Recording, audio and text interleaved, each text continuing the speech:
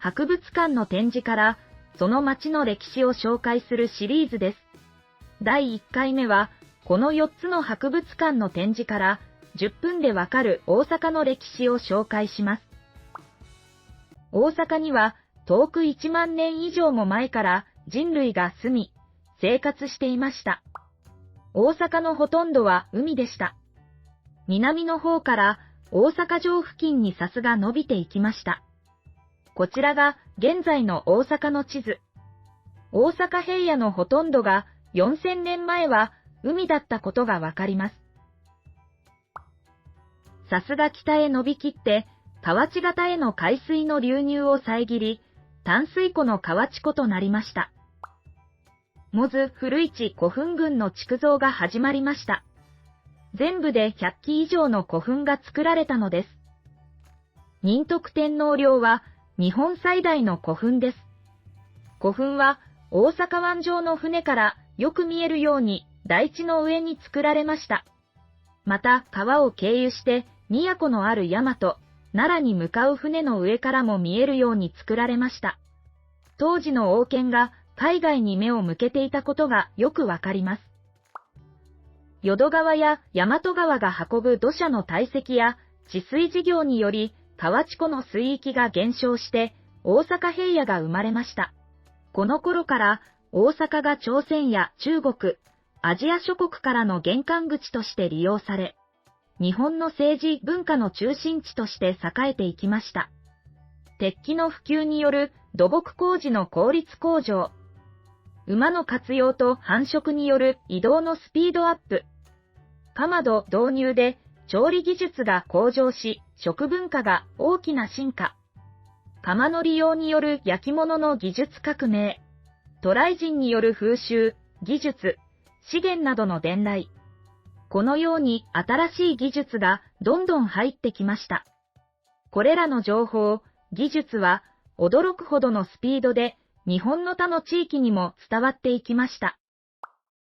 技術とともに仏教が日本に広まり、聖徳太子は593年に四天王寺を建立します。皇徳天皇が奈良に置いていた都を大阪に移します。前期浪速の宮と呼ばれています。日本最古の本格的な大陸式宮殿で652年に完成しました。日本最古の皇居とされています。この頃の浪速は大陸文化の窓口として、遣隋使、遣唐使は22回、遣白木使32回の発着地となりました。隋唐からの使者も10回、白木からは66回も来着しました。天武天皇が副都政のみことにより、飛鳥と共に、浪速を都としました。しかし、浪速の宮室が全焼してしまい、都としての機能を失います。この時代は、頻繁に都が移転していた時代だったのです。聖武天皇が、浪速宮再建に着手します。巨大な大黒殿の造営に着手し、平城京の副都となりました。後期浪速宮。聖武天皇が浪速宮を都とする勅命を宣せられました。しかし、1年も満たない期間で、信楽宮、近江国甲賀郡遷都が正式に発表されたのです。4ヶ月で平城京へ再遷都。浪速宮が解体され、長岡京に移築されました。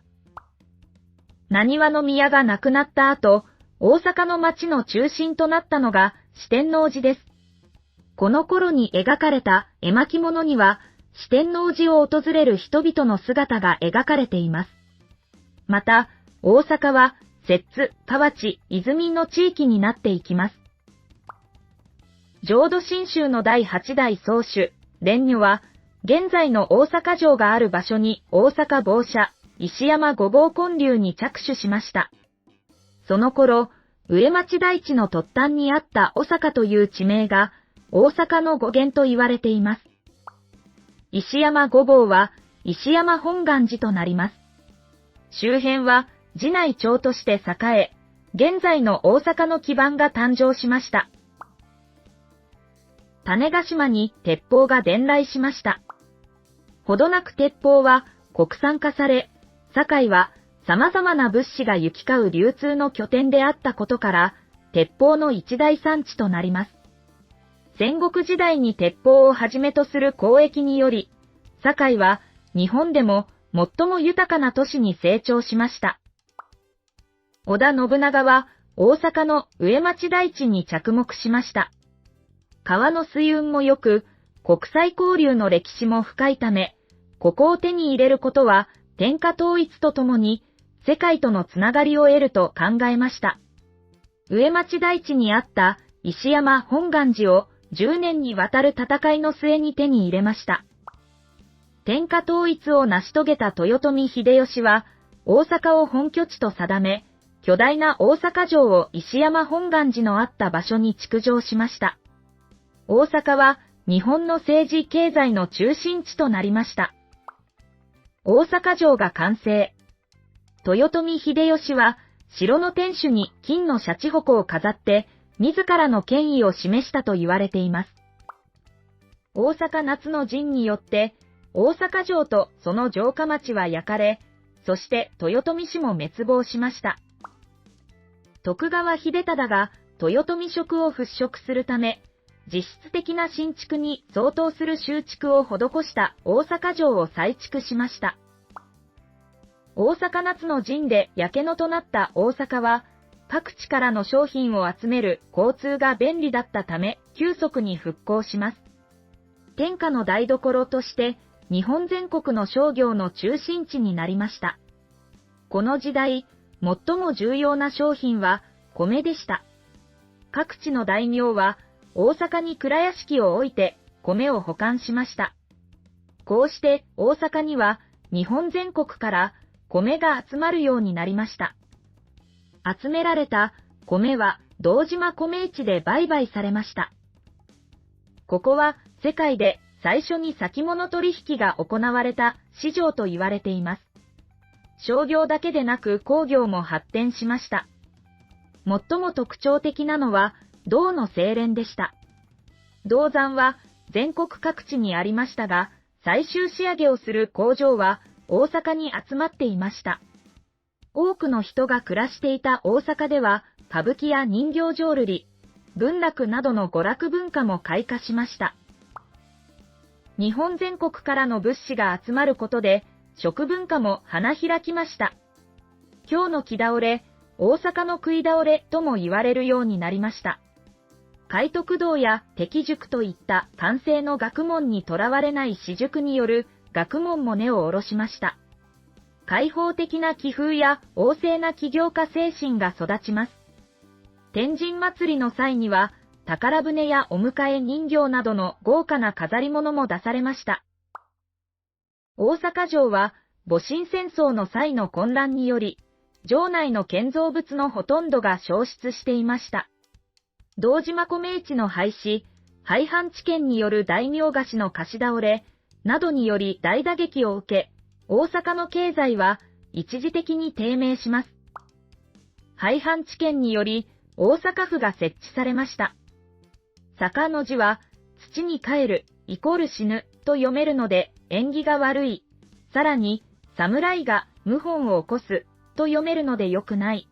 という理由で大阪府という漢字になりました。